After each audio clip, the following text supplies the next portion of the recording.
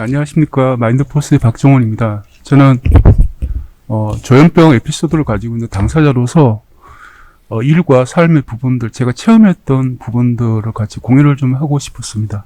그래서 정신장애인이라는 것은 신체장애와 정신장애를 이야기했을 때 장애라는 보편성을 둘 다 갖고 있지만 정신장애는 특수성이 뭐냐면은 스트레스에 굉장히 취약하다는 겁니다. 그래서 대인관계라든지 이런 부분들을 못 맺기 때문에 노동 현장으로 들어갔다가 얼마 안 있다가 나와야 되고 그런 부분들을 많이 경험을 하게 됐습니다.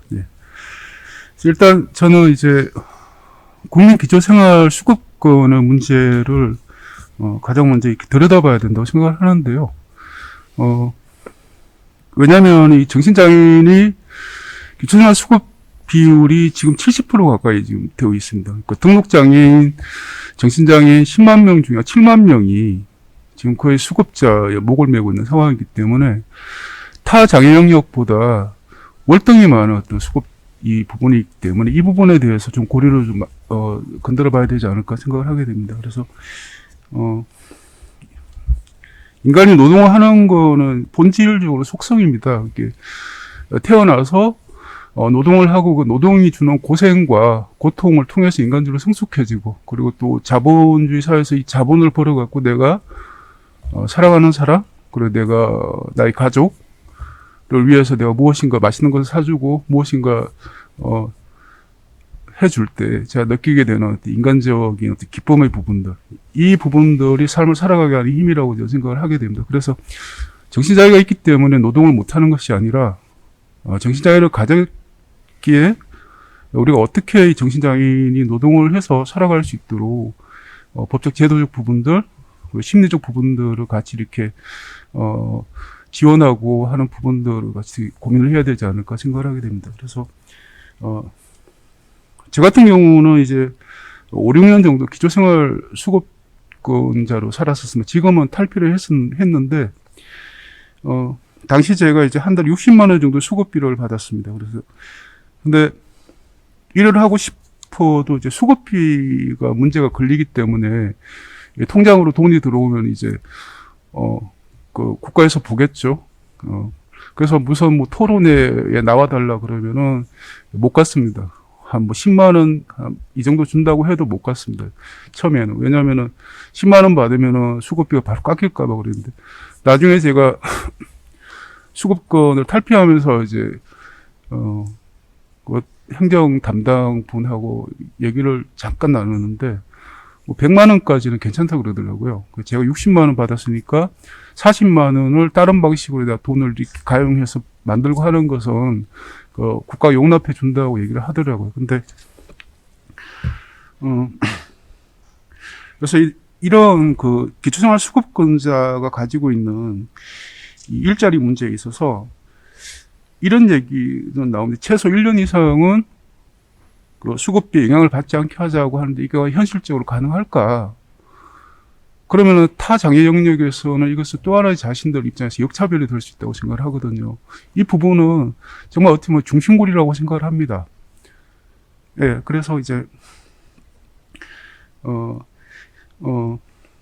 그래서 현재 제가 이제 수급권에서 탈피해서 지금 기자로서 일을 하고 있는데요. 노동을 하고 있죠. 근데 어떤 그 분하고 얘기를 나눴는데 이제 탈수급을 하려면은 적어도 200만 원 정도 벌어야 된다고 하는데 막상 200만 원을 주는 데는 없단 말입니다. 특히나 정신장애인에게 말이죠. 그래서 이 탈수급의 문제에서 기초생활 수급권의 문제 그리고 이 본질적으로 200만 원 이상의 그 돈을 받아서 탈수급을 할 수 있게 만드는 부분들이 정신장애인의 노동 문제에서 본질적 고리가 아닐까 생각을 하게 됩니다.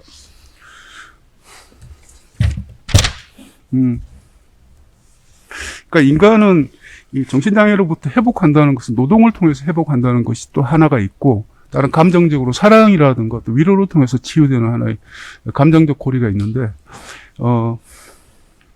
노동을 통해서 인간이 자신의 존재감을 느끼고 삶의 의미를 깨닫게 되고 그리고 노동을 하면서 내가 무엇인가를 필요한 것들을 사주고 또 사고하는 그 과정 속에서 삶의 자존감을 갖게 되는 것이라 생각을 하게 되고요. 그리고 근로 현장에서 정신장애인이 가장 이렇게 취약한 것이 스트레스입니다. 그래서 스트레스는 인간이 다 이렇게 느끼고 살아가는 존재들인데 정신장애인의 경우 이 문제는 더 심각합니다. 그래서 마치 충돌을 막아주는 가운데 완충지대, 그레이 존 같은 부분들이 없기 때문에 정신장애는 그것을 스트레스로 100% 그냥 바람을 맞듯이 그냥 당해야 되거든요. 그래서 이 부분들을 어떻게 할 것인가. 그래서 취약한 트리거가 될 수 있기 때문에 또 그리고 오랜 기간 약물을 복용했고 그리고 와이드 인간관계에 놓여있던 정신장애인 어느 날 갑자기 취업 자리를 알선해주는 그것을 몇 년 동안 지속할 수 있느냐라고 한다면 저는 아니라고 생각을 합니다. 그래서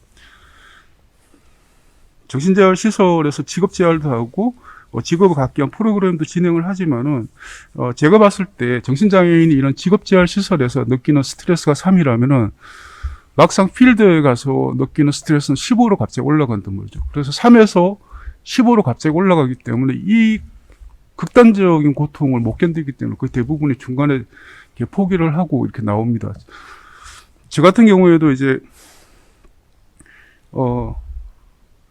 역시 인간관계가 다 와해돼 있었고 그리고 약을 복용하고 있었는데 어느 순간 이제 일자리를 얻었습니다. 근데 견뎠습니다. 6개월 정도 견디니까 마치 처음에는 이제 발이 이렇게 끼는 그런 신발을 신었다면 지금은 이제 그 6개월 동안 이게 늘어져서 이제 평평해지는, 편안해지는 그런 그 경험을 해봤었는데요. 거의 대부분 견디지 못한다는 거죠. 이거 어떻게 할 것이냐. 그래서,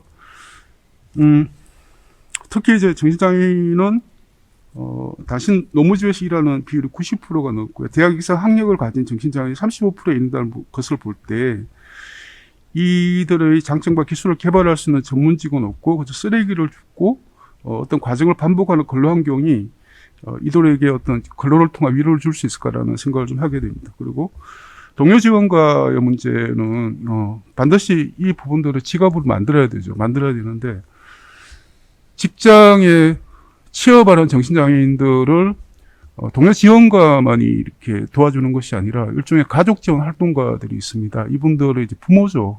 그러니까 부모가 가지고 있는 어떤 포용성, 그리고 이해, 따뜻함 같은 부분들이 이 노동시장에서 정신장애인들이 심리적인 부분들을 안정시킬 수 있다고 생각을 하게 됩니다. 그래서 이제 임금의 질적 문제를 마지막으로 말씀드리면 이제 최저임금법 제7조는 정신장애인들이 최저임금을 적용받지 않아도 된다고 이야기를 하죠. 이것은 이제 난민이라도 어느 국가에 가서 일을 하더라도 그 국가의 노동자들의 기본 임금과 같은 임금을 지급해야 된다라고 하는 국제 노동기구의 부분도 있는데 우리 같은 경우에는 장애가 있다는 이유만으로 이렇게 최저임금법상에서 이렇게 배제되어 있다는 그 부분들을 지적을 하고 싶습니다. 그래서 노동과 관련된 정신장애 처지는 국가가 나서 정신장애인들에게 길거리 쓰레기를 줍는 일을 시키면서 시혜적으로 약간의 급여를 주면서 살아가라는 것. 그리고 민간기업이 정신장애인을 고용했을 때 자본 축적에 아무 소용없다 판단될 때 그를 당연히 해고시키는 것. 그리고 정신장애인이 고유한 스트레스를 겪으며 퇴사할 경우 등 지속 가능성이 없는 삼각 딜레마에 빠져 있는 상황이라고 저는 생각을 합니다. 그래서 고학력이 많은 정신장애인들이 존재론적으로 자부심을 갖고 사회 발전에 기여할 수 있는 직업 유형들을 만들어내고 또 스트레스의 부분들을 넘어갈 수 있게 심리적 지원들이 같이 작동해야 되지 않을까 생각합니다. 네, 감사합니다. 예, 아주 생생한 얘기를 잘 들었습니다. 실제로 그 수급자, 의료급여 대상자이시다가 직업을 갖게 되면 건강보험으로 바뀌게 됩니다. 그런데 많은 정신장애인들이 이렇게 스트레스 받으시면서 오랫동안 일을 잘 못하실 수 있습니다. 그래서 이제 그만두시게 되면 건강보험이 없어지지 않습니까? 근데 금방 의료급여로 되돌아가지가 못합니다.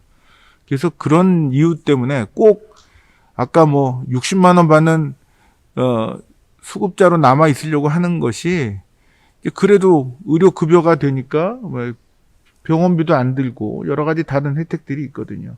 그래서 60만 원 갖고 의료급여 환자가 살면 이제 건강보험이 되면 한 200만 원 수입이 있어야 된다는 얘기가 나오는 겁니다. 근데 그게 이제 처음에 갑자기 굉장히 사회로부터 단절되고 증상은 조절됐지만 아직 일을 해본 경험이 없으신데 똑같은 노동 강도로 일을 할 수가 없거든요. 그렇게 되시니까 이제 취업을 했다가도 얼마 못 버티고 금방 또 나오시게 되고 그러면은 의료급여나 수급자로 복귀가 안 되니까요.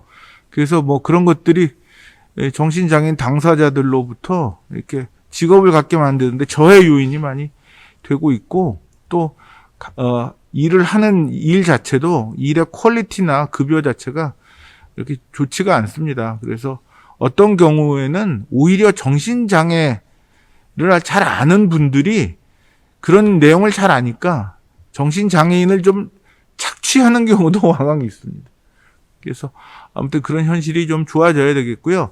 그래서 외국처럼 좀 지원 고용 같은 제도가 활성화돼서 뭐 일단 8시간 일 안 하고 4시간, 6시간 이렇게 조금씩 늘려나가면서 일하고 또 고용주에 대한 교육도 좀 해주고 또 이분들 일하는 분들 주말에 잠깐 모여서 자조 모임도 하게 하고 또 작업장으로 사회사업소가 가서 좀 이렇게 잘 지내는지 정기적으로 사정도 하고 이런 과정을 거쳐서 이제 완전 고용으로 가게끔 이렇게 도와주는 시스템이 꼭 필요하다고 생각되고 거기에 더불어서 현실적으로 이제 당장 좀 할 수 있는 것은 그래도 지금 얘기가 많이 나온 것처럼 피어 스페셜리스트 교육을 활성화시키고 조금 그런 부분에서 제도화를 해서 그분들이 좀 정신건강복지센터나 재활시설에서 그래도 할 수 있는 영역에 일을 좀 줬으면 하는 것이 저도 똑같은 생각입니다.